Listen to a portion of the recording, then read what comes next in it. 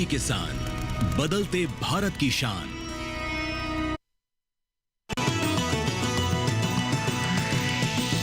DD किसान, बदलते भारत की शान।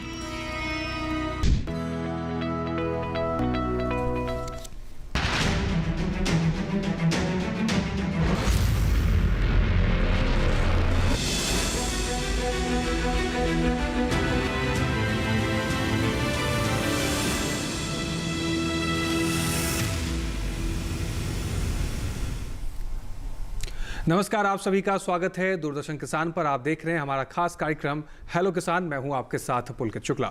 हेलो किसान के इस कार्यक्रम में हम हर बार अलग अलग विषय लेकर आते हैं और आप सीधा इस कार्यक्रम में लाइव जुड़ते हैं अपनी समस्याओं के साथ। आपकी समस्या का समाधान कार्यक्रम में मौजूद जो विशेषज्ञ होते हैं वो करते हैं। आपकी भूमिका इस कार्यक्रम में सबसे महत्वपूर्ण होती है। और इस कार्यक्रम में हम कौन से विषय लेकर आज हाजिर हुए हैं, जिन समस्याओं का समाधान आप इस कार्यक्रम में जानेंगे, तो सबसे पहले नजर डालेंगे आज के विषयों पर। तो हेलो किसान में आज हम चर्चा करेंगे दो महत्वपूर्ण विषयों पर।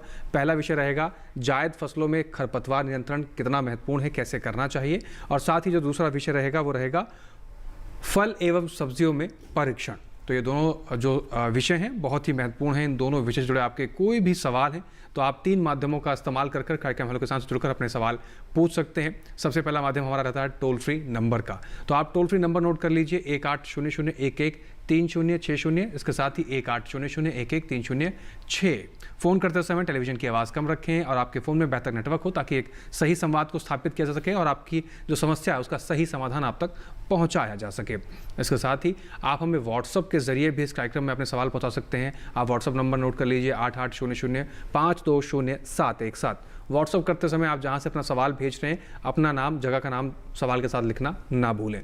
इसके अलावा आप ईमेल के जरिए भी इस कार्यक्रम से जुड़ सकते हैं, अपने सवाल हम तक पहुंचा सकते हैं। आप ईमेल आईडी नोट कर सकते हैं। हमारी ईमेल आईडी है hellokisan2015@gmail.com।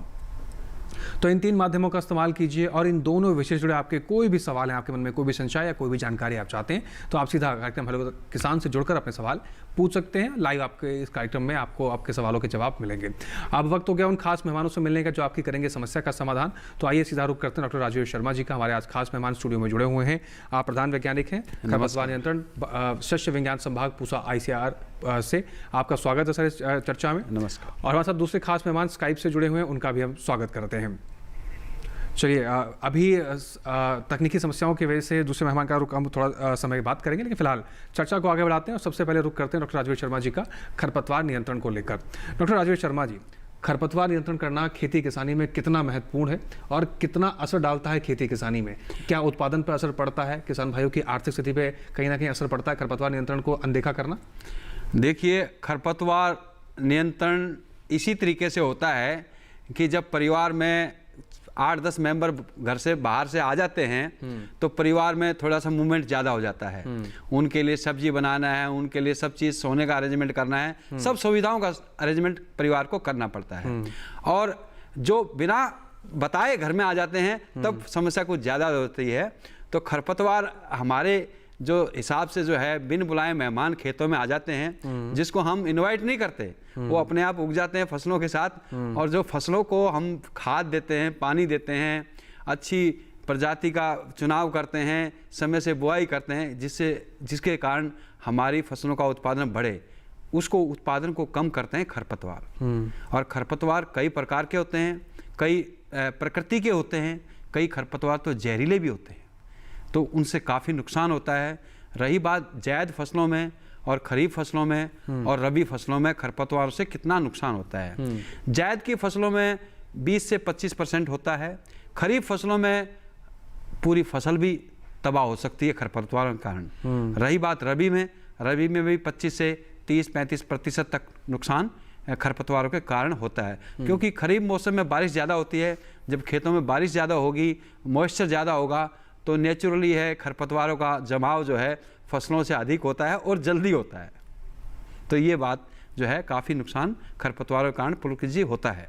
जी, तो खरपतवारों के कारण काफ़ी नुकसान होता है, लेकिन इस नुकसान को कैसे बचाया जा सकता है और कैसे अपनी खेतों की जो लगी हुई फसलें हैं, खासकर जायद मौसम में जो फसलें लगी हुई हैं, उनको कैसे आप सुरक्षित रख सकते हैं, इसके बारे में भी हम चर्चा करेंगे। लेकिन फिलहाल आगे बढ़ते हैं उससे पहले एक इस रिपोर्ट देख लेते हैं कि जायद मौसम में खरपतवार को नियंत्रण करना कितना महत्वपूर्ण होता है।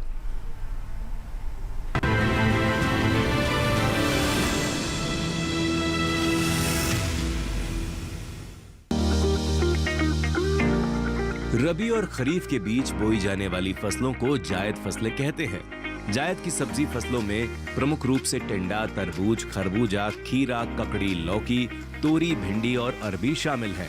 वहीं मूंग और उड़द जायद की प्रमुख दलहनी फसलें हैं। इन फसलों में अक्सर खरपतवार की समस्या हो जाती है, ऐसे में फसल की देखरेख करें। सब्जी फसलों में भिंडी की बात करें तो इसमें बुआई के 30 से 60 दिनों के दौरान कुल 2 से 3 निराई गुड़ाई काफी होती हैं। जहां पर खरपतवारों की ज्यादा समस्या हो वहां खरपतवार नाशी फ्लूक्लोरालिन 1.5 से 2 लीटर का 500 से 600 लीटर पानी में घोल बनाकर बुआई से पहले छिड़काव करें।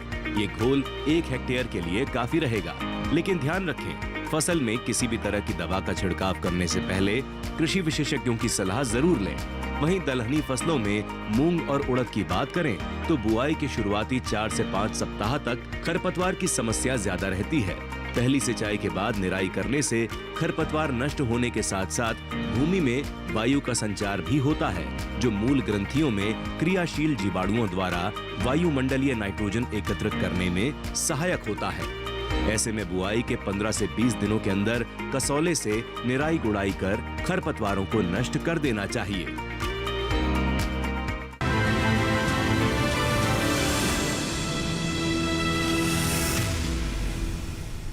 तो आपने देखा कि किस प्रकार से जायद की फसलों में खरपतवार नियंत्रण करना कितना महत्वपूर्ण होता है और इससे कितना असर हो सकता है आपके फसल उत्पादन में। फिलहाल रुक करते हैं अपनी दूसरी मेहमान की तरफ। डॉक्टर मीनाक्षी तिवारी जी हमारे साथ जुड़ी हुई हैं ऑनलाइन माध्यम से। डॉक्टर मीनाक्षी जी, आपका स्वागत है। आप वैज्ञानिक हैं कृषि विज्ञान केंद्र नर्मदा, गुजरात से। आप तक आवाज़ पहुँच रही है हमारी? जी। अगर हम बात करें फल एवं सब्जियों में परीक्षण को लेकर, तो ये परीक्षण का मतलब क्या होता है? आम जो किसान भाई हैं वो आम शब्दों में कैसे समझेंगे फल और सब्जियों का परीक्षण का मतलब क्या होता है? जी, बहुत अच्छा प्रश्न है सर।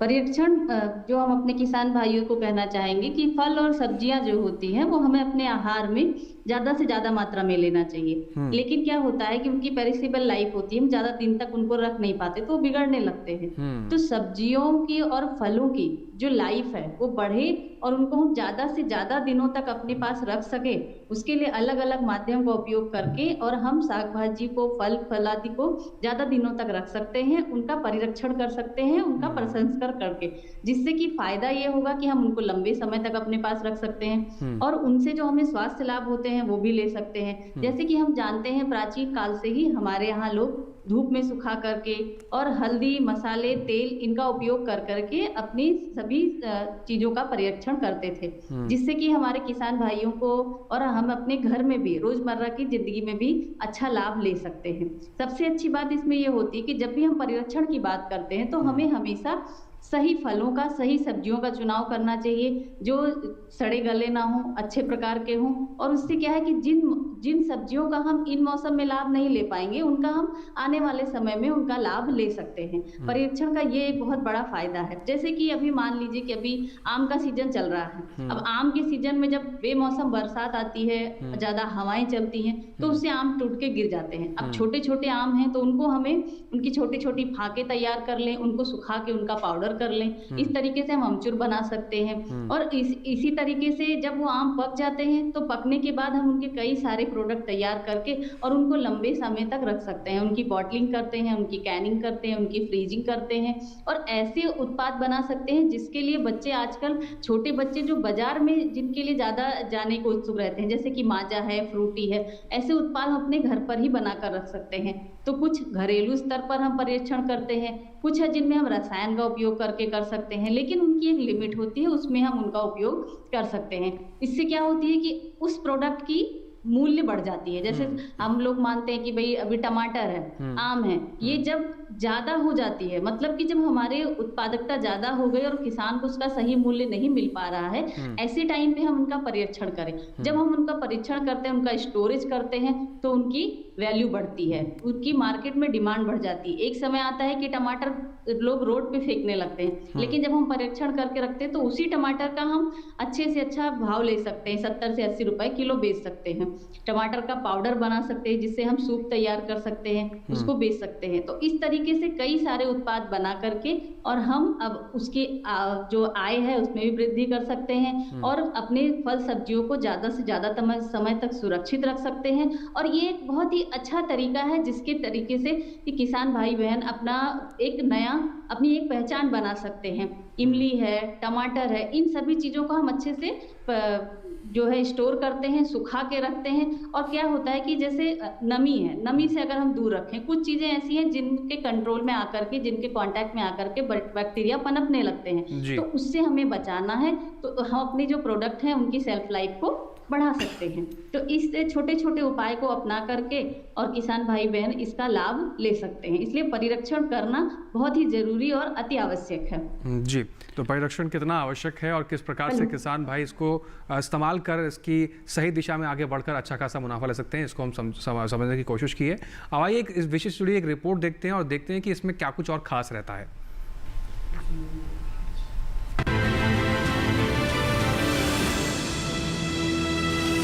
परिरक्षण के लिए हमें कोशिश करना चाहिए कि ज्यादा से ज्यादा हम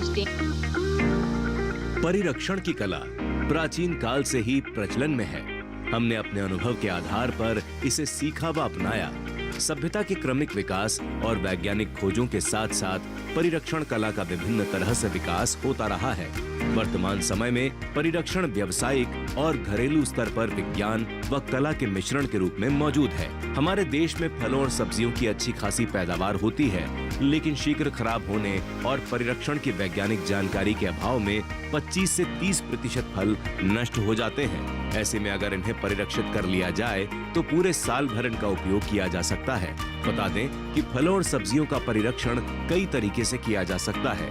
घरेलू स्तर पर फलों और सब्जियों का रंग, गंध, स्वाद और पौष्टिकता बनाए रखने के लिए इन्हें ब्लांच करके सुखाना चाहिए। इसके अलावा नमक और चीनी द्वारा भी फलों और सब्जियों का परिरक्षण किया जाता है। दरअसल परिरक्षण के बहुत से लाभ हैं। फल मौसमी होते हैं, ऐसे में इनका परिरक्षण करने से इनको एक या अनेक रूप में परिरक्षित कर साल भर उपयोग में लिया जा सकता है। जिस जगह पर फल अत्यधिक मात्रा में पैदा होते हैं और सभी उपयोग में नहीं लाए जा सकते, उनका परिरक्षण कर उनको नष्ट होने से बचाया जा सकता है। परिरक्षण की विभिन्न विधियों द्वारा एक ही खाद्य पदार्थ को विभिन्न रूप में भोजन में उपयोग में ले सकते हैं, जैसे टमाटर की चटनी, सॉस, रस, आम का अचार, चटनी, मुरब्बा और जैम आदि। इतना ही नहीं, परिरक्षण उद्योग के विकास से बहुत से लोगों को रोजगार के अवसर भी प्राप्त होते हैं।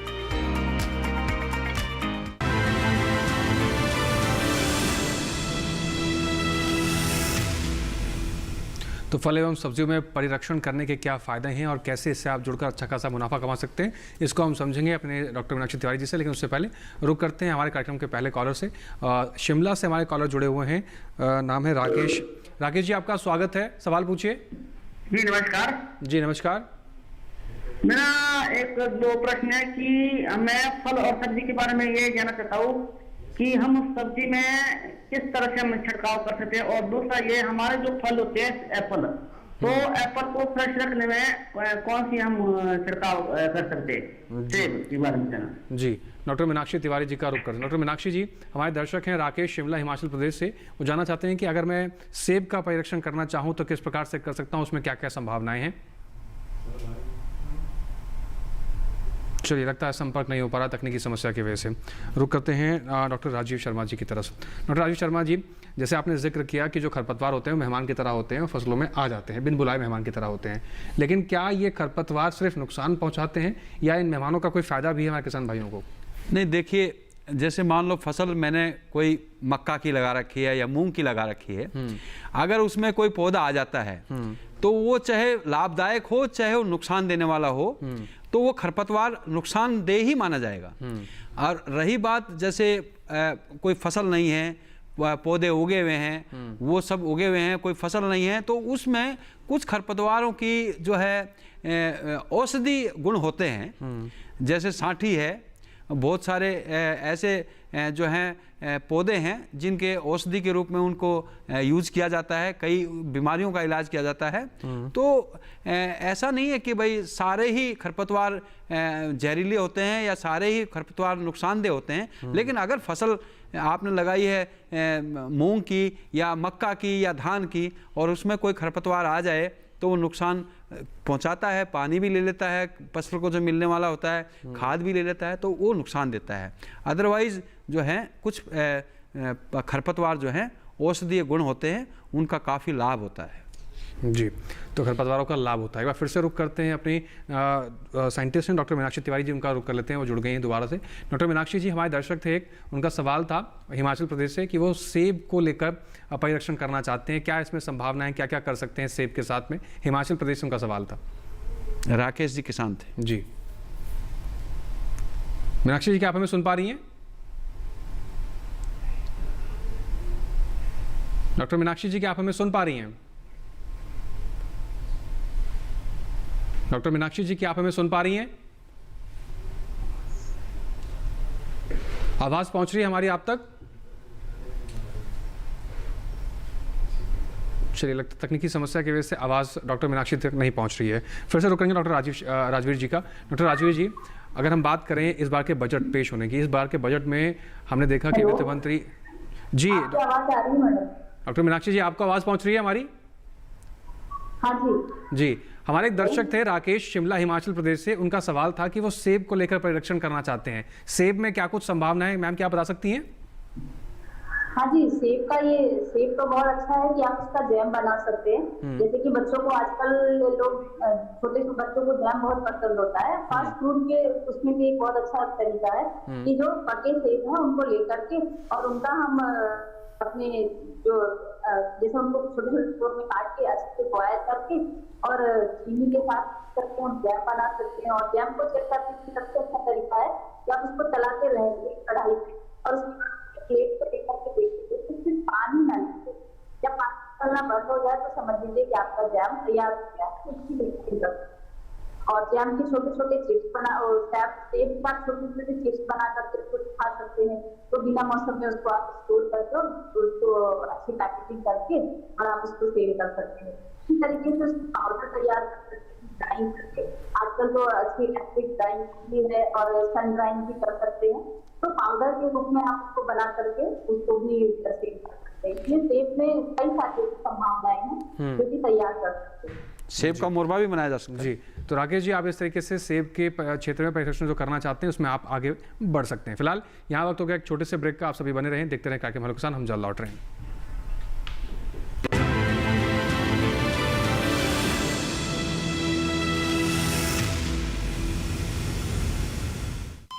अरे सुन तो।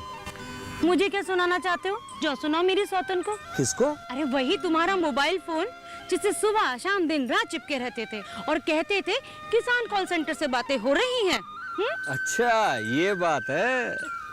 हाँ, क्यों, क्या हुआ? अब बात नहीं होती क्या? अब तो झट से बात हो जाती है। ऐसा क्या? हाँ, अब तो ज्यादा लाइनें और खास तकनीक के कारण खेती के माहिरों से तुरंत बात हो जाती है। और अगर कभी लाइन व्यस्त हो तो अपनी समस्या फोन पर रिकॉर्ड करा दो, वहाँ से फोन आ जाता है और समस्या की हल का मैसेज भी आ जाता है। ये देखो, आ गया। अरे वाह, इसका मतलब इंतजार की घड़ी अब खत्म। हाँ, तभी मैं सोचूं कि आजकल मुझ पर इतना प्यार क्यों आ रहा है। कृषि संबंधी समस्याओं का अपनी भाषा में तुरंत हल पाने के लिए पूरे भारत में किसी भी फोन से हेल्पलाइन नंबर पर संपर्क करें। किसानों का दोस्त किसान कॉल सेंटर।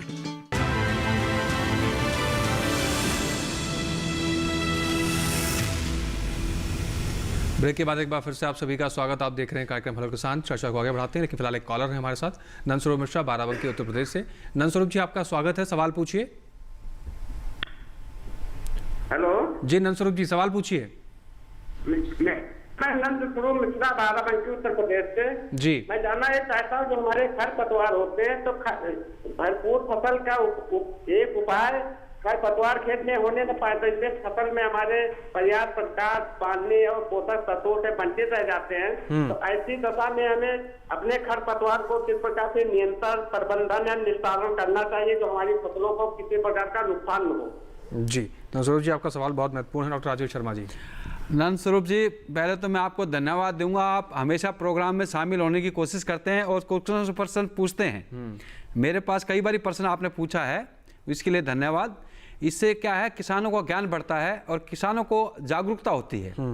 रही बात आपके फसलों में खरपतवार नियंत्रण की, उसमें क्या होता है, फसल के अनुसार हमको दवाई का चुनाव करना पड़ता है। एग्जाम्पल तौर पे बता रहा हूं कि अगर किसी के पेट में दर्द है तो पेट की ही दर्द की दवाई दी जाएगी, उसको बुखार की दवाई नहीं दी जाएगी। और छोटा बच्चा है तो उसको डोज थोड़ी दी जाएगी, बड़ा है तो डोज ज्यादा दी जाएगी। इसी प्रकार खरपतवार नाशी, जिनको हम हर्बिसाइड कहते हैं, उनकी मात्रा एक निश्चित होती है। अगर मक्का की फसल है तो उसमें खरपतवार नियंत्रण करने के लिए जो है एट्राजिन दवाई है, बुआई के 1 या 2 दिन बाद। अगर मक्का 15 से 20 दिन की है, मैं एग्जाम्पल के तौर पर बता रहा हूं, तो 15 से 20 दिन की है तो उसमें दवाई खरपतवार नियंत्रण करने के लिए टेम्बोट्रिन दवाई आती है। उसकी 120 ग्राम प्रति हेक्टर, मतलब 2.5 किले के लिए, और जो है 300 से 400 लीटर पानी में घोल बनाकर जब मक्का 15 से 20 दिन की हो तो उसमें टेम्बोट्रिन दवाई का प्रयोग करते हैं। इसी तरीके से मूंग है, मूंग की फसल आप खड़ी है, अब उसमें आप दवाई का छिड़काव नहीं कर सकते। इस टाइम फूल आया हुआ है और फलियां बन रही हैं, क्योंकि मई से हम जून की तरफ जा रहे हैं और पक रही होंगी, तो अब खरपतवार नियंत्रण करने का ज्यादा कोई फायदा नहीं किसान को मिलेगा, क्योंकि उसको पैसा खर्च करना है, लेबर लगानी है। तो इस अवस्था के हिसाब से फसल की कैसी अवस्था है, किस स्टेज पे है, कितनी दिन की फसल हो गई, वो सब निर्भर करता है दवाई का चुनाव करने में। कुछ दवाई बोने के टाइम डाली जाती है, कुछ दवाई जब फसल 15 से 20 दिन की हो, 25 दिन की हो, तब डाली जाती है। तो एक दवाई से सभी फसलों में सभी खरपतवारों का नियंत्रण करना असंभव है। चौड़ी पत्ती वाले खरपतवार अलग दवाइयों से नियंत्रित होते हैं, घास जाति के खरपतवार जो हैं अलग दवाई से नियंत्रित होते हैं, और मोथा जाति के खरपतवार जिनकी जड़ों में बहुत सारा भोजन होता है, गांठें होती हैं, मोथा जिसको बोलते हैं, उनको नियंत्रण करने के लिए कुछ अलग तरीके का प्रयोग किया जाता है। तो ये 3 प्रकार के जो हैं खरपतवार होते हैं, उनके लिए दवाई अलग अलग और फसल के अनुसार। क्योंकि एक बात मिश्रा जी ध्यान से सुनिए, हमको खरपतवारों को मारना है, फसल को बचाना है। बिल्कुल। डॉक्टर राजीव शर्मा जी, जैसे हम किसान भाइयों को हिदायत देते हैं कि फसल बोने से पहले, जुताई से पहले मिट्टी का परीक्षण कराया जाए, मिट्टी की जांच कराई जाए, तो खरपतवारों में दवाइयों का प्रयोग करने से पहले भी क्या आप ये बताएंगे कि खरपतवारों का परीक्षण कराना चाहिए, खरपतवारों की जांच करानी चाहिए, खरपतवार कौन से हैं, पहचानना चाहिए कि खरपतवार कौन से हैं, और कितनी मात्रा में इसमें दवाइयों को देने की क्षमता है, या क्या प्रक्रिया क्या है इसकी? पुलकित जी, आपने कहा मृदा परीक्षण, सॉइल टेस्टिंग। सॉइल टेस्टिंग तो किसान को अपने खेत की कम से कम 3-4 साल में एक बारी करानी चाहिए। उससे आपको ये अंदाजा लगता है, ये आपको महसूस होता है कि मेरे खेत की मिट्टी में किस चीज की कमी है, जैसे नाइट्रोजन, पोषक तत्वों की क्या कमी है, उसका क्या स्टेटस है, उसके हिसाब से उनको खाद डालना है। तो ये 3-4 साल में एक बारी किसान को करना चाहिए। रही बात खेत की बुआई से पहले, अब जैसे खेत है मई के महीने में, अधिकतर किसान जो है गेहूं की फसल काटने के बाद जो है अप्रैल मई में कुछ नहीं बोते, खाली रखते हैं। वो किसान को क्या है, गहरी जुताई करके अपने खेत को छोड़ देना चाहिए। उसका मतलब यही है कि जो हमारी टेम्परेचर है, सौर ऊर्जा है, सूरज की गर्मी है, वो टेम्परेचर बढ़ाएगी मिट्टी का, और उसमें जो खरपतवारों के बीज हैं, कुछ हानिकारक कीड़ों के अवशेष हैं, अंडे हैं, वो सब मर जाएंगे।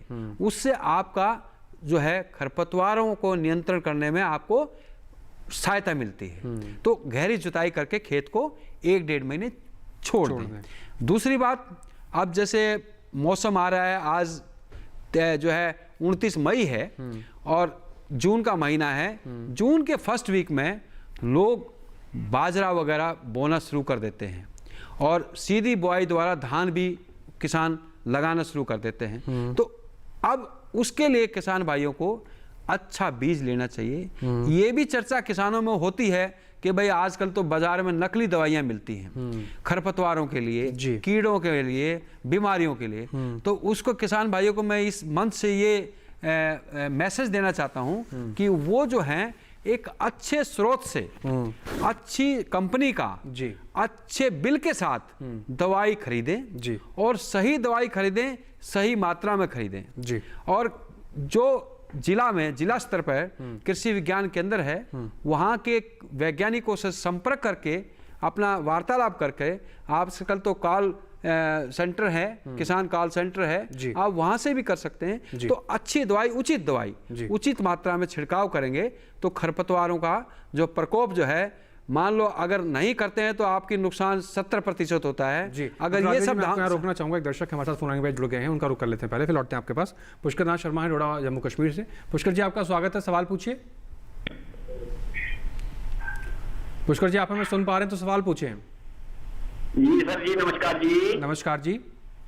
पुष्करनाथ शर्मा, जिला जम्मू कश्मीर, जिला डोडा तहसील ठाठरी गांव कांटी से बोल रहा हूँ। आपको मेरा प्यार भरा नमस्कार और सभी श्रोताओं को। जी सर, मेरा एक सवाल है कि हम जो सब्जियां लगाते हैं ना, ये कड़म की सब्जी और गोभी की सब्जी लगाते हैं, तो जब वो थोड़ी बड़ी बड़ी हो जाती है तो उसके पत्ते सूख जाते हैं और उन पत्तों को कोई काट देता है, कोई कीड़ा शायद। उसके बारे में हमें क्या करना चाहिए?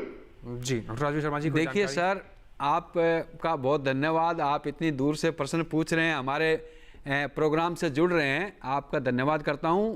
रही बात सब्जियों में बीमारियों की या कीड़ों की, देखिए कीड़े कई प्रकार के होते हैं, जो तना छेदक होते हैं, कुछ रस चूसते हैं, तो कई काटने वाले होते हैं। तो कीड़ों का जब तक हम नहीं देखेंगे, उसके नियंत्रण के बारे में नहीं बता सकते। रही बात, आप जो है संपर्क करिए नज़दीक के कृषि विज्ञान केंद्र से, या वहाँ जो है शेर कश्मीर यूनिवर्सिटी है, वहाँ के एंटोमोलॉजी डिपार्टमेंट से एक बार संपर्क कीजिए कि भाई मेरी ये फसल है और मैं इस तरीके से कीड़े लगे हुए हैं, तो मैं किस दवाई का छिड़काव करें जिससे इसको नियंत्रित किया जा सके।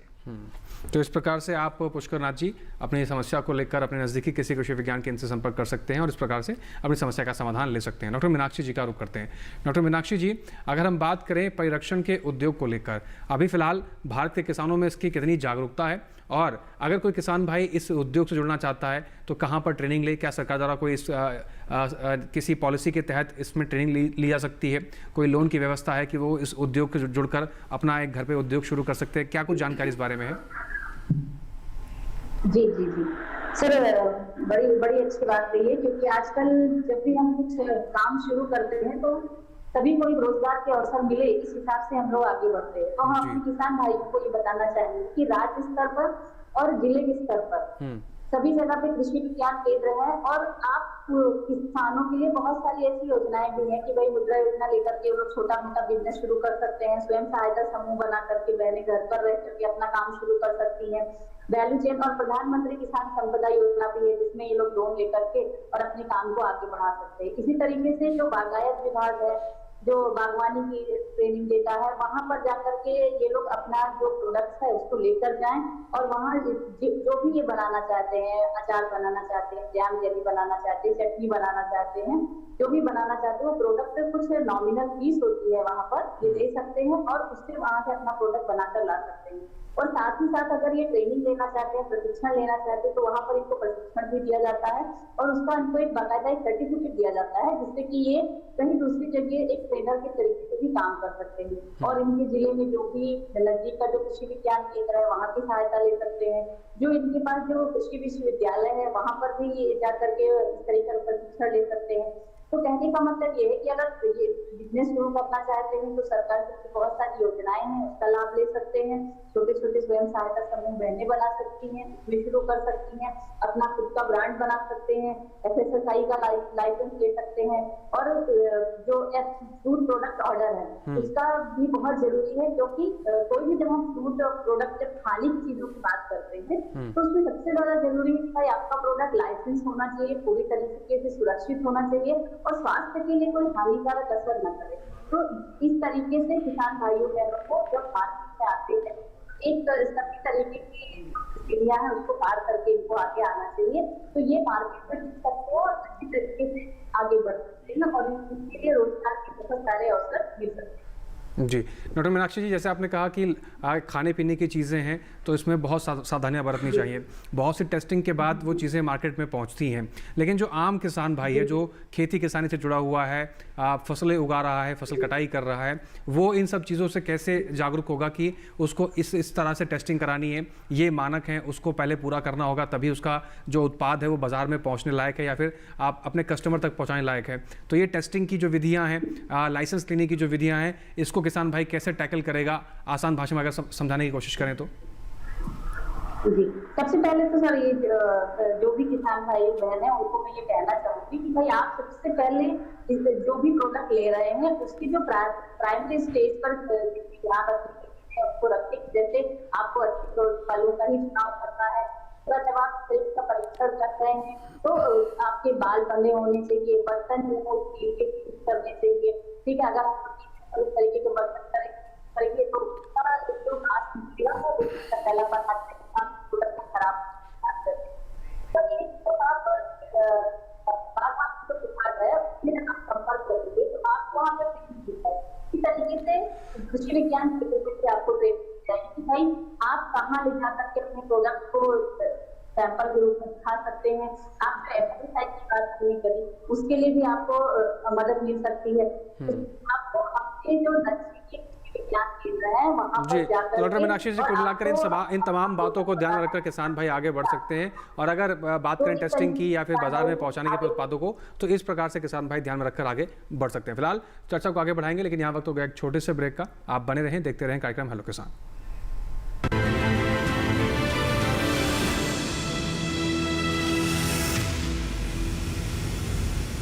डीडी किसान ने कर ली है तैयारी, यहाँ मिलेगी पशुपालन की हर एक जानकारी, घर आंगन से लेकर व्यवसायिक फार्म तक, मुर्गी पालन से लेकर रेगिस्तान के जहाज तक। बीमारियों से पशुपालक बिल्कुल ना हो परेशान, विशेषज्ञ करेंगे आपकी समस्या का समाधान। देखिए अपना पशु चिकित्सक हर रविवार शाम 6:30 बजे दूरदर्शन किसान पर।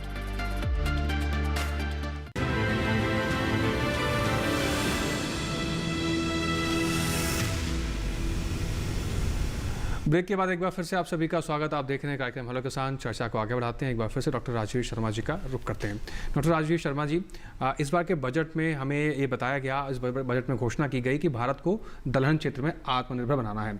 अगर हम बात करें जायद के मौसम में उड़द या मूंग की अगर हम बात करें, बुआई हो चुकी है और अब जब फसलें बढ़वार की ओर बढ़ रही हैं, तो ये खरपतवार उन फसलों पर अत्यधिक असर न डालें और जो हमारा सपना है, जो हमारा संकल्प है कि हम आत्मनिर्भर बन सकें दलहनी क्षेत्र में, उसमें खरपतवार विघ्न न पैदा करें।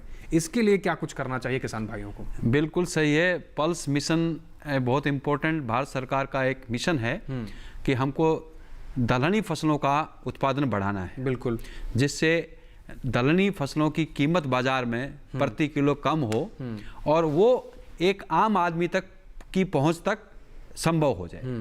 तो उसके लिए हमें उत्पादन बढ़ाना है। उत्पादन बढ़ाने के लिए किसान भाइयों को अच्छी प्रजाति का चुनाव करना चाहिए, समय से बुआई करनी चाहिए, समय से पानी, समय से उसका सीड ट्रीटमेंट, समय से कीड़ों की बीमारियों का प्रकोप रोकना।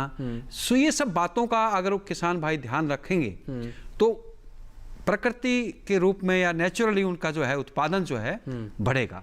और उत्पादन बढ़ेगा तो पैदावार ज़्यादा होगी और सबको दाल खाने का अवसर मिलेगा। हमारी थाली में जो दाल की कमी है उसको पूर्ण किया जा सकता है। तो किसान भाइयों के लिए मैं यही दूंगा, जैसे आज अभी फसल मूंग की है, जो समर मूंग जायद में मूंग लगाते हैं मार्च के महीने में, वो अभी फली इसकी स्टेज पे है। अब खरपतवारों का जो खरपतवार छोटा मोटा हो भीगा तो उसको फसल दबा देगी। अब जो है फलियां पक रही हैं और जो है 8-10 दिन में वो जो है जून के महीने में टूट रही हैं। तो अब जो समर में लगाई थी मूंग वो मैच्योरिटी की तरफ है। अब रही बात खरीफ मौसम में, खरीफ मौसम में भी काफ़ी दलहनी फसल लगाई जाती हैं, जैसे अरहर है और जो है आपका लोबिया है और सोयाबीन भी है और जो है ये सब मूंग भी लगाते हैं। तो ये सब फसल लगाने का समय जून जुलाई में आता है। उसके लिए खरपतवार नियंत्रण बहुत आवश्यक है। अब हम बात करें अरहर की, जो है उसके लिए सोइंग से पहले जैसे आपने खेत तैयार किया जी, खरीफ मौसम में खेत के अंदर आपने एक पानी लगा दिया, पानी लगाने के 10 दिन बाद जो है या 15 दिन बाद उसमें जितने भी खरपतवार मिट्टी में जमे हुए बीज, खरपतवार के बीज, वो सारे जम जाएंगे। और आपने 15-20 दिन बाद जो है ट्रैक्टर उसमें चला दिया, सारे खरपतवार मर जाएंगे। ये प्रक्रिया किसान भाई 1 या 2 बारी करें और उसके बाद खेत की जुताई करके आप दलहनी फसल लगाएं। और दलहनी फसल के 1 या 2 दिन बाद, सोइंग के बाद, बिजाई के बाद, आप उसमें एक दवाई आती है जिसका नाम है पेंडिमिथलिन। पेंडिमिथलिन दवाई 2.5 एकड़ में, मतलब 1 हेक्टर की डोज में बता रहा हूं जी, वो जो है 1 किलो प्रति हेक्टर की दर से आप दवाई लें और 500 लीटर पानी में घोल बनाएं और दलहनी फसल के जमाव और खरपतवार के जमाव से पहले दवाई का छिड़काव पूरे खेत में समान रूप से स्प्रे मशीन से, चाहे मोटर ऑपरेटेड स्प्रे हो चाहे मैनुअल स्प्रे हो, और नोजल जो यूज करेंगे उसमें फ्लैट फैन नोजल का प्रयोग होना चाहिए। हर्बिसाइड का छिड़काव समान रूप से पूरे खेत में तभी होगा जब किसान भाई उसके स्प्रे मशीन के आगे एक नोजल होता है जिसमें फ्लैट फैन नोजल का ही प्रयोग होता है। फ्लैट फैन नोजल से क्या होता है कि जो वो छिड़काव की जो गति होती है वो पूरी तरह जैसे बिजना हम हिलाते हैं ना पंखा, उसी तरीके से पूरा फैल जाता है और उससे क्या समान रूप से जो है दवाई का छिड़काव होता है, जिससे खरपतवार पूरी तरीके से जम ही नहीं पाते। मतलब ये नष्ट नहीं करना, खड़े खरपतवार नहीं मारना, वो जमने की ही क्षमता नहीं होती, जम ही नहीं पाते। इसको कहते हैं प्री इमर्जेंस हर्बिसाइड एप्लीकेशन। जी डॉक्टर राजीव शर्मा जी, अगर हम बात करें जायद के मौसम में जो मुख्य खरपतवार हैं, थोड़ा सा उनके बारे में बताइए। देखिए, जायद हो या खरीफ मौसम हो जी, इनमें मोटे मोटे खरपतवार एक जैसे होते हैं, जिसमें साठी सबसे इंपॉर्टेंट चौड़ी पत्ती वाले हैं, जो साठी है, कनकौवा है, ये सब कोंदरा है, ये चौड़ी पत्ती वाले हैं। और जिसमें गाजर घास भी है, और जो घास जाति के खरपतवार हैं उसमें सावा है, सावक है, आपका कनकौवा है, और आपका ये जो है कई फूलनी घास है, ये सब घास जाति के खरपतवार हैं। और जो तीसरी प्रकार के खरपतवार हैं वो है नरकट खरपतवार, मोथा जाति के। धान में मोथा बहुत आता है, बिल्कुल। तो ये 3 प्रकार के खरपतवार हैं, इनका नुकसान पहुंचाते हैं। हाँ, काफी नुकसान। मैं लौटता हूँ, एक दर्शक है उनका रुख कर लेते हैं। पहले विपिन है सागर मध्य प्रदेश से। विपिन जी, आपका स्वागत है, सवाल पूछिए। नमस्ते सर। नमस्ते जी। जी सर, मेरे 2 सवाल है, खरपतवार के बारे में ही जानना चाह रहे थे जी। सर, पहला सवाल मैं जानना चाह रहा था कि कई बार देखा जाता है सर कि हमारी फसल में कुछ ऐसे खरपतवार हो जाते हैं जो कि हमारे खेत में पहले कभी नहीं होते हैं, तो सर ये क्या कुछ बीज में भी मिक्स हो जाता है या फिर बीज के कारण भी ऐसा रहता है कि कुछ नए खरपतवार हमें दिखाई देते हैं खेत में? बिल्कुल। तो इसका कारण क्या रहता है? और दूसरा सवाल सर मेरा ये था कि जो खरपतवार अगर ज्यादा ही हो जाते हैं। जी विपिन जी, आप सुन पा रहे हैं हमें? चलिए, लगता है तकनीकी समस्या। हाँ, विपिन जी का प्रश्न बिल्कुल सही है। शर्मा जी, इनके सवाल 2 बहुत मुख्य हैं। इनका सवाल ये भी है कि क्या बीजों का चयन ये भी निर्भर करता है कि आपके खेत में कैसे खरपतवार आएंगे, और दूसरा इन्होंने बताया कि पहले ऐसे कई खरपतवार होते हैं जो हमने देखने को नहीं मिलते हैं, लेकिन हम सब कुछ सही तरीके से करने के बावजूद भी वो नए तरीके के खरपतवार देखने को मिलते हैं। ये इसका मुख्य कारण क्या है? देखिए, ये बहुत बड़ा विषय है चर्चा का। खरपतवार जो आपको नए दिखाई देते हैं वो होता है, उसको हम वैज्ञानिक भाषा में बोलते हैं वीड शिफ्ट। जी। खरपतवारों का बदलाव। जी। खरपतवारों का बदलाव कब होता है? जब मान लो सपोज आप पुराना बीज यूज कर रहे हैं और खरपतवार खेत में हैं, लेकिन आपने गहरी जुताई कर दी, जो खरपतवार बहुत निचली सतह पे था वो ऊपर आ गया, निचली सतह पे था वो जम नहीं पाता था, और जब जैसे ही आपने गहरी जुताई करी तो नीचे के खरपतवार ऊपर आ गए। वो खरपतवार आपको नया लगता है। कभी कभी किसान भाई जब बीज खरीदते हैं, जैसे गाजर घास है, बिल्कुल, गाजर घास हमारे देश का खरपतवार नहीं था, लेकिन किसी तरीके से वो हमारे भारत में आया और इस तरीके से फैला कि आज हर जगह गाजर घास खरपतवार दिखाई देता है, पार्थेनियम। ठीक है, तो ये जो है गेहूं में या किसी भी बीज में खरपतवार के बीज अगर ज्यादा हैं और किसान खरीदता है और दूसरी जगह ले जाता है तो इसको कहते हैं खरपतवारों के बीजों का ट्रांसफर। इसमें क्वारंटाइन होना चाहिए।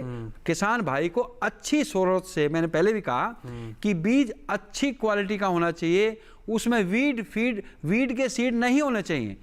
जब भी एक स्टैंडर्ड्स है, अच्छा सीड वही कहलाता है। क्वालिटी ऑफ सीड का एक पैरामीटर है कि उसमें एक लिमिट होती है कि भाई परमिसेबल लिमिट ये है 1 किलो सीड में 1 या 2 दाना खरपतवार का ही अलाउड है। उसमें स्टैंडर्ड्स फिक्स किए हैं गवर्नमेंट ऑफ इंडिया ने, और कि भाई ये सीड तभी अच्छा है जब इसमें खरपतवारों के बीज इस सीमा तक हैं। तो किसान भाइयों को बीज खरीदते समय ये ध्यान रखना है। और रही बात खरपतवार जो है नहीं दिखाई देते हैं, तो ये वही होता है कि किसी के खेत में थे खरपतवार, पानी दिया, पानी चैनल एक जैसी है, उस पानी के जरिए, जानवरों के जरिए ये खरपतवार एक खेत से दूसरे खेत में आ जाते हैं। जी, तो इस प्रकार से आप खरपतवारों का नियंत्रण कर सकते हैं। और बीजों का चयन करने समय किन बातों का आपको ध्यान रखना है, इसका भी असर आपके खरपतवारों पर पड़ता है। फिलहाल डॉक्टर मीनाक्षी जी का रुख करते हैं। मीनाक्षी जी, कुछ दर्शकों के सवाल हमें व्हाट्सएप के जरिए मिले हैं, उन सवालों का मैं रुख कर लेता हूँ। अजय कुमार सिंह हैं, बरेली उत्तर प्रदेश से। उनका सवाल है कि आम की फांकी सुखाने पर काली पड़ जाती हैं, इसके लिए क्या किया जाए जो काली ना पड़े और अमचूर का रंग खराब ना हो, इसके लिए कुछ बताएं। डॉक्टर मीनाक्षी जी, क्या आप हमें सुन पा रही हैं? डॉक्टर मीनाक्षी जी, क्या आप तक आवाज पहुंच रही है हमारी? मीनाक्षी जी, क्या आप हमें सुन पा रही हैं?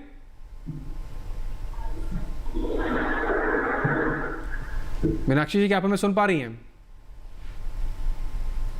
चलो, एक तकनीकी समस्या की वजह से आवाज नहीं पहुंच रही है। डॉक्टर राजवीर जी का रुख कर लेते हैं एक बार फिर से। डॉक्टर राजवीर जी, आप जैसे जायद को लेकर आपने तमाम बातें बताई, जायद में हम ऐसी कौन सी तैयारियां कर लें अपने खेतों में कि हमें आगे चलकर जो खरीफ का मौसम आने वाला है उसमें कोई समस्या ना हो हमारी फसलों को? नहीं, ऐसा है, जायद का मौसम तो अब खत्म हो रहा है जी। हम जायद के मौसम के बारे में चर्चा नहीं कर पाएंगे क्योंकि फसलें अब पकाई में हैं, मैच्योर होने वाली हैं, खेत थोड़े दिन में खाली हो जाएगा। और हम खरीफ मौसम में, जैसे अब मक्का लगने वाली है जुलाई में, और जो है अरहर लगने वाली है, आपका सोयाबीन लगने वाला है, और बहुत सारी सब्जियों की फसलें लगने वाली हैं। तो भिंडी भी लगा देते हैं लोग जी। दूसरी कुकर बीट्स की भी फसलें दूसरी लग जाती हैं जी। राजीव, मैं रोकूंगा आपको, यहाँ पर एक दर्शक जुड़ गए हैं, फिर लौटता हूँ आपके पास। हरिशंकर हैं अजमेर राजस्थान से। हरिशंकर जी, आपका स्वागत है कार्यक्रम में, सवाल पूछिए।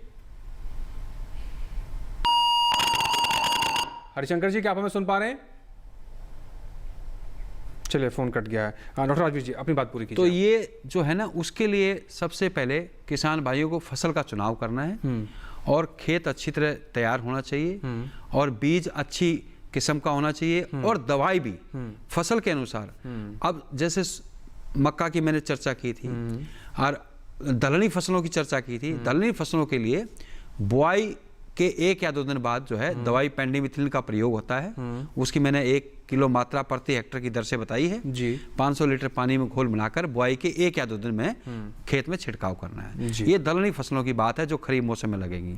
दूसरी बात मक्का की, मक्का में बुआई के बाद एट्राजिन दवाई लगती है। बुआई के 1 या 2 दिन बाद एट्राजिन दवाई छिड़कें, उसकी भी 1 किलो मात्रा लगती है और 500 लीटर पानी में घोल बना करके। अब रही बात सोयाबीन की, सोयाबीन में पेंडिमिथिलिन दवाई छिड़क सकते हैं। और अगर सोयाबीन के अंदर आपकी फसल 15 दिन की हो जाती है, 20 दिन की हो जाती है, या किसान भाई कभी कभी जो है बुआई के तुरंत बाद दवाई नहीं छिड़क पाता है और फसल जम जाती है और खरपतवार भी जम जाते हैं, तो उस अवस्था में हम कहते हैं कि भाई पोस्ट इमरजेंस हर्बिसाइड का छिड़काव करना चाहिए। पोस्ट इमरजेंस का मतलब ये है कि भाई जब खरपतवार भी खड़े हैं और फसल भी खड़ी है, खरपतवारों को मारना है, फसल को बचाना है, तो दवाई इसमें सोयाबीन के अंदर जो है आपकी एमेज़ेथाफायर दवाई प्रयोग होती है 50 से 70 ग्राम प्रति हेक्टर की दर से, और जो है 500 लीटर पानी में घोल बना करके सोयाबीन की फसल में छिड़काव कर सकते हैं।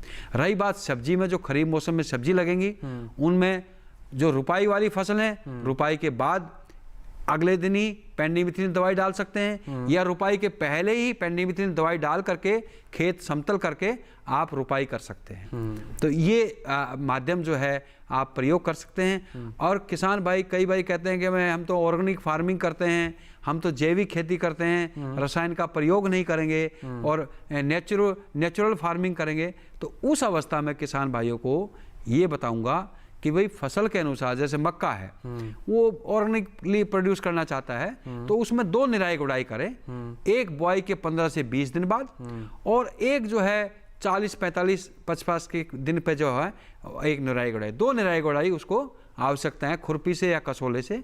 इस तरीके से निराई गुड़ाई ही एक ऐसा माध्यम है जो ऑर्गेनिक फार्मिंग के अंदर खरपतवार नियंत्रण के लिए किया जा सकता है। उसमें रसायन का प्रयोग नहीं किया जाता ऑर्गेनिक फार्मिंग जी। तो इस तरीके से आप कर सकते हैं जी। डॉक्टर मीनाक्षी जी का एक बार फिर से रुख करते हैं। डॉक्टर मीनाक्षी जी, कुछ दर्शकों के सवाल हमें व्हाट्सएप के जरिए भी मिले हैं, तो उन सवालों को हम शामिल कर लेते हैं। बरेली से सवाल है, अजय कुमार सिंह हैं, उनका सवाल है कि आम की फांकें सुखाने पर काली पड़ जाती हैं, ये काली ना पड़े इसके लिए हम क्या करें, और साथ ही साथ आमचूर का रंग भी खराब ना हो इसके लिए हम क्या करें? हाँ, आपका बड़ा अच्छा प्रश्न है। देखिए, आम की जो फाकी है वो काली ना पड़े इसलिए सबसे पहले आपको ध्यान रखना है कि आप कौन सा चाकू यूज कर रहे हैं। अगर आप लोहे के चाकू से कट कर रहे हैं तो जरूर वो काली पड़ेगी। तो इसके लिए आपको स्टेनलेस स्टील का चाकू, मैंने पहले भी बताया कि जब भी हम प्रोजेक्शन की बातें करते हैं तो ज्यादातर हमें स्टेनलेस स्टील का बर्तन यूज करना चाहिए। जिस बर्तन में आप काट के रख रहे हैं वो बर्तन भी वही होना चाहिए, और काटते समय फाके आप इकट्ठा कर लेंगे और उसके बाद पानी में डालेंगे तो जरूर ये काली होगी। तो आप उसको पानी में ही काटते जाए और उसके बाद उसको निकाल के अच्छे से कपड़े से पोंछ के सुखाएं और डायरेक्ट धूप में न सुखाएं। इसको आप जब एक चारपाई पे कपड़ा डालें और नीचे सुखा उस पर डालें, उसके ऊपर एक पतला महीन कपड़ा डाल के इसको सुखाएं। और रही बात जब हम आमचूर तैयार करते हैं, इसी तरीके से छोटे छोटे भाग बना करके हमको पहले तो ये जो आम की स्लाइस है वो बहुत अच्छे से सूख जानी चाहिए। अगर वो अच्छे से सूखेगी तो उसमें थोड़ी भी नमी रहेगी तो आपका आमचूर ज्यादा दिन तक टिक नहीं पाएगा। और उनको अच्छे से सुखा करके और फिर हमें अच्छे से ऐसे कांच के जार में या फिर स्टील के डब्बों में इसकी पैकिंग करनी है, नहीं तो ये उसमें जब भी नमी मिलेगी तो ये खराब हो जाएगी। कभी आपने देखा होगा बाजार की छोटा पैकेट करते हैं और उसको खोल के यूज करते हैं तो थोड़े समय के बाद इसमें छोटे छोटे गोले पड़ जाते हैं। उससे बचने के लिए हमें इसको नमी से बचाना है। तो जब भी आप इसको खाएं तो इसका ध्यान रखें कि उसमें कट की आवाज इस तरीके से आम की खाके अच्छे से और फिर उसका पाउडर तैयार करें और फिर उसके बाद आप उसको कर सकते हैं, उसकी पैकिंग कर सकते हैं। जी। तो अजय सिंह जी, आप अपनी समस्या का समाधान इस प्रकार से ले सकते हैं, और जो समस्या आपको हो रही थी उम्मीद करते हैं कि मीनाक्षी जी ने समाधान आपको बताया वो आपके काम आएंगे। फिलहाल यहाँ वक्त तो एक और छोटे से ब्रेक का, आप सभी बने रहें, देखते रहें कार्यक्रम हेलो किसान, हम चल लौट रहे हैं।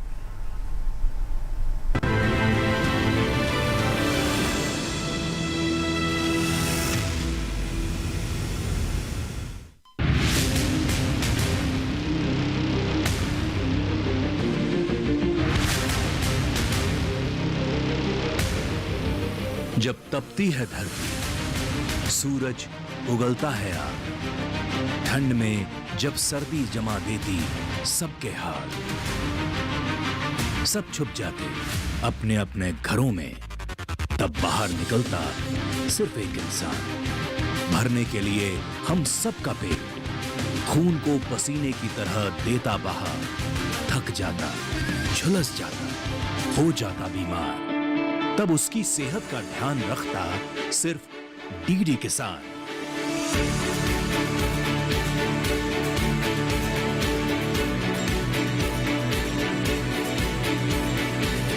देखिए स्वस्थ किसान शनिवार शाम 6 बजे लाइव, सिर्फ दूरदर्शन किसान चैनल पर।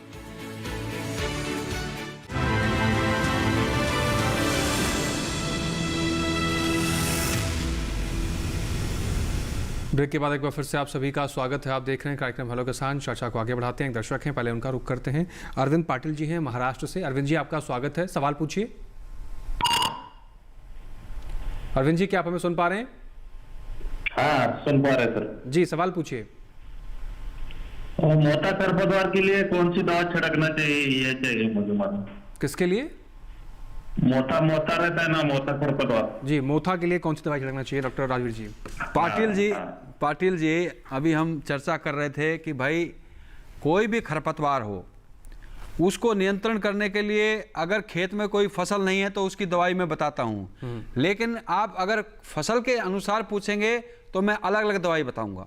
मोथा सभी फसलों में आता है, खरीफ मौसम में, रबी में भी आता है, इस टाइम भी आता है।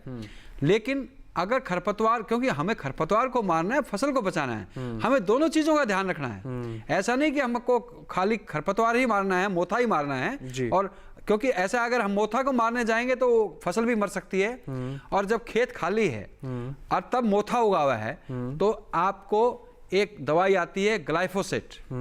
ग्लाइफोसेट की 1 किलो मात्रा लेकर के आप 500 लीटर पानी में घोल बना करके है पूरे 1 हेक्टर में है। 1 हेक्टर की बात जब मैं करता हूं तो 2.5 एकड़ की बात करता हूं जी। तो ग्लाइफोसेट दवाई जो है खड़े हुए जब फसल नहीं है उसमें, देखिए अगर फसल हो गई तो ग्लाइफोसेट से फसल भी मरेगी और मोथा भी मरेगा। ये किसान भाइयों को मेरी जो बात है बहुत ध्यानपूर्वक सुननी है कि ग्लाइफोसेट दवाई को मोथा मारता है, लेकिन उसी खेत में छिड़कना है जिसमें कोई फसल नहीं है, खाली ही मोथा खड़ा है। सारे खेत में मोथा खड़ा है और मोथे को मारना है। तो ग्लाइफोसेट दवाई नाम की दवाई का प्रयोग किसान भाई इसको मारने के लिए कर सकते हैं। लेकिन मैं एक बात और बताऊंगा, अगर खाली खेत है, कोई फसल नहीं है, मोथा उगा हुआ है, तो दवाई का प्रयोग कम से कम करने की कोशिश करो। अगर आपके पास ट्रैक्टर है तो ट्रैक्टर से जुताई करो, क्योंकि कोई भी दवाई होगी, चाहे हर्बिसाइड हुआ, चाहे इंसेक्टिसाइड हुआ, चाहे फंजीसाइड हुआ, वो थोड़े जहरीली प्रवृत्ति के तो होते ही हैं। तो हम जरूरत ना पड़े तो हम अपने खेत में जहर क्यों डालें? अगर आवश्यक है, खरपतवार नियंत्रण करना है, तब तो थोड़ी दवाई का प्रयोग करना ही हमारे पास विकल्प है। जी। नटराज जी शर्मा जी, हम देख रहे हैं कि हमारी सरकार इथेनॉल ब्लेंडिंग पे बहुत ज़्यादा फोकस कर रही है। अब हम देख रहे हैं कि पहले सिर्फ मक्के का होता था, फिर धीरे धीरे अब चावल की भी उसमें योगदान आ गया है। क्या, क्योंकि हमारे देश में अत्यधिक मात्रा में खरपतवार उगते हैं, क्या आपको लगता है कि खरपतवारों का भी प्रयोग इथेनॉल ब्लेंडिंग में हम कर सकते हैं, या इस पर शोध किया जाना चाहिए, या इसका प्रयोग किस तरह से किया सकता है? पुलकित जी, ये प्रश्न तो मेरे उसके एरिया का नहीं है, लेकिन इथेनॉल खरपतवारों से प्रोड्यूस होता है या नहीं होता है, तो किस खरपतवार से होता है, तो इसकी जानकारी नहीं है। ये एक शोध का विषय है। और नेचुरली है, जब धान से होता है या शुगर केन वगैरह से भी इथेनॉल का प्रोडक्शन होता है, तो कोई खरपतवार का भी संभावना हो सकती है, लेकिन इसमें कोई मेरी जानकारी विशेष नहीं है। शोध का विषय है ये। जी, शोध का विषय। साथ ही साथ आपसे एक आखिरी सवाल और भी हम जानना चाहेंगे कि जिस प्रकार से खरपतवारों का हम नियंत्रण करने की बात कर रहे हैं, क्या इसको हम किसी खाद के रूप में परिवर्तित कर सकते हैं, या सुखा के किसी और चीज़ में, या हरे चारे के रूप में प्रयोग किया जा सकता है? इस प्रकार का कोई इस्तेमाल है? देखिए, मैंने कहा खरपतवारों की अपनी एक जो है औषधि गुण है।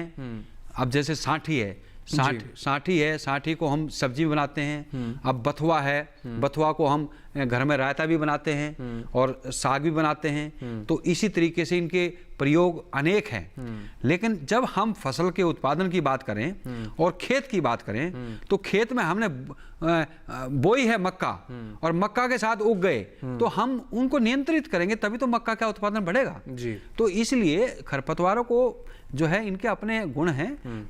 कोई भी पौधा जो है उसका कोई वैल्यू ना हो ऐसा नहीं है। और रही बात जो है आपने खाद के रूप में, गाजर घास पार्थिनियम हिस्टोरोफोरस का उसमें सबसे ज्यादा एनपीके कंटेंट होता है, इवन गोबर से भी ज्यादा, काफी मात्रा में।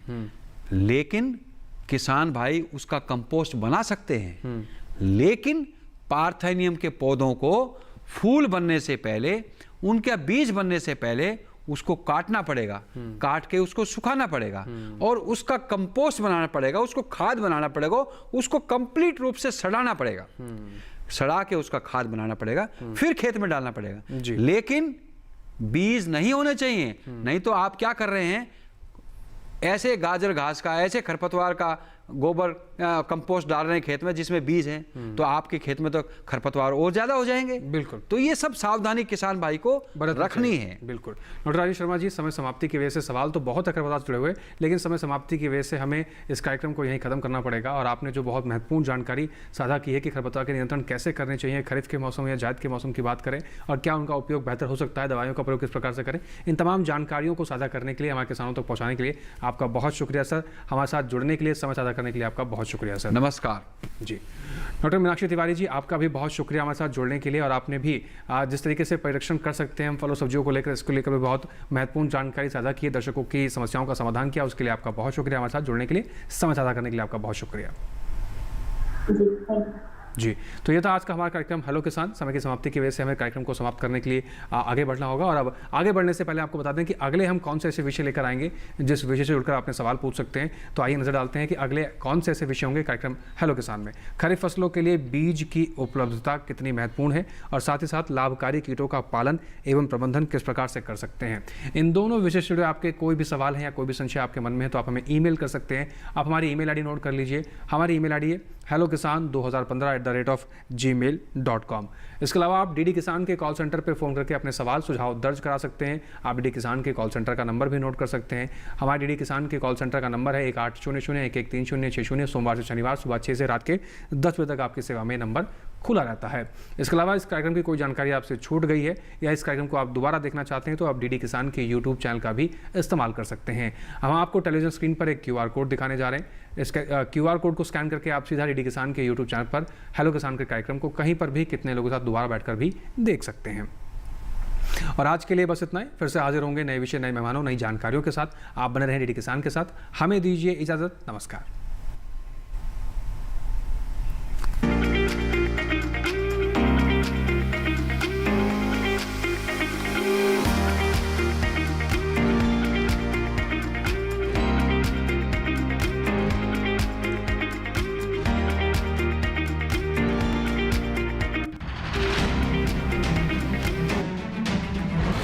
सर एक मिनट, एक फ़ोटो दीजिए प्लीज़।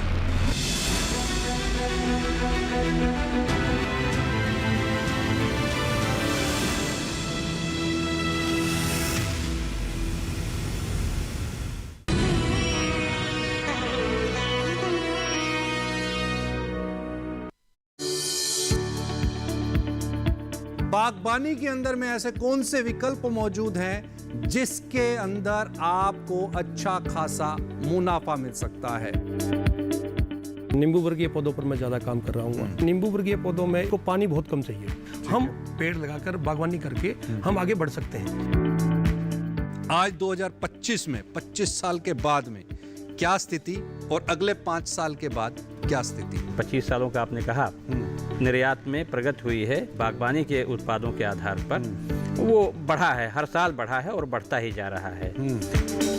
आपने बड़ी विदेशी किस्म की एक आम की फसल ग्रो की है कि ये जो आम है हमारे हिंदुस्तान के जितने भी आम सबसे महंगा आम तो होने वाला निश्चित रूप से। इस आम को उगाए तो निश्चित रूप से इनकम भी ज़्यादा जनरेट कर पाएंगे। आपका जो बागवानी का एक्सपीरियंस है वो कैसा रहा है? देखिए अपना कॉमोडिटी एक्सपर्ट हमारे खास मेहमानों के साथ इस शुक्रवार रात 9 बजे सिर्फ दूरदर्शन किसान पर। मेरा नाम रितेश टांक है। मैं कशित इनोवेशंस प्राइवेट लिमिटेड का फाउंडर हूँ। अगर किसान सही समय पे ये स्प्रे नहीं करते हैं तो उनका प्रोडक्शन 60 to 80% का लॉस हो जाता है। अगर फार्मर हमारी मशीन यूज़ करता है तो फ्यूल और लेबर कॉस्ट पे वो 90% की सेविंग करता है। हमारी मशीन उसके बहुत सारे जॉब्स को बहुत इजी कर देती है, जैसे स्प्रेइंग के, वीडीसाइड मैनेजमेंट के। देखिए कृषि स्टार्टअप इस शनिवार रात 9:30 बजे और पुनः प्रसारण सोमवार शाम 4 बजे सिर्फ डीडी किसान पर। नमस्कार किसान भाइयों और बहनों, आप देख रहे हैं मंडी खबर। मैं हूं आपकी AI एंकर भूमि। आज हम आपके लिए लाए हैं देश भर की मंडियों से ताजा तरीन भाव। सबसे पहले बात करते हैं लीची के भाव की। पंजाब की जालंधर सिटी मंडी में लीची का भाव 7,000 रुपए प्रति क्विंटल रहा। पंजाब की लुधियाना मंडी में लीची 6,500 रुपए प्रति क्विंटल पर बिकी। उत्तराखंड की ऋषिकेश मंडी में लीची के सौदे 7,500 रुपए प्रति क्विंटल पर हुए। अब जानते हैं खरबूजे के भाव। हरियाणा की शाहबाद मंडी में खरबूजे का भाव 800 रुपए प्रति क्विंटल रहा। हिमाचल प्रदेश की कुल्लू मंडी में खरबूजा 2,800 रुपए प्रति क्विंटल पर बिका। पंजाब की लुधियाना मंडी में खरबूजे के सौदे 1,000 रुपए प्रति क्विंटल पर हुए। और अब मौसम्बी के भाव। गुजरात की दीसा मंडी में मौसम्बी का भाव 5,650 रुपए प्रति क्विंटल रहा। हरियाणा की बरवाला मंडी में भाव 4,500 रुपए प्रति क्विंटल रहा। हिमाचल प्रदेश की पालमपुर मंडी में मौसम्बी 6,800 रुपए प्रति क्विंटल पर बिकी। सभी भाव आवक और गुणवत्ता के अनुसार हैं। तो ये था आज का मंडी भाव। आप देखते रहिए डीडी किसान। धन्यवाद। आप बताइए डैड, आपने क्यों बुलाया था हमें? तुम तीनों की राय सुनने के बाद मैंने अपना दिमाग बदल दिया। हम विदेश नहीं जाएंगे। हम ये रहेंगे, अपने बिजनेस को एक्सपैंड करेंगे और मैंने अपनी तमाम जमीन जायदाद तुम तीनों में इक्वली 3 भागों में डिवाइड कर दी।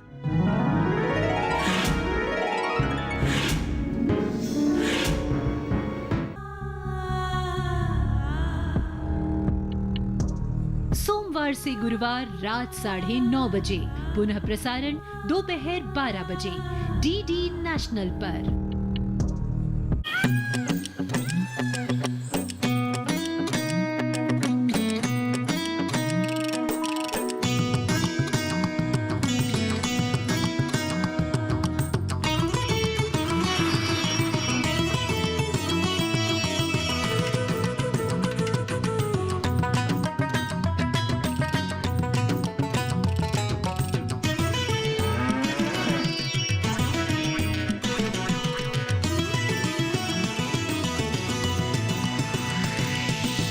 डीडी किसान, बदलते भारत की शान।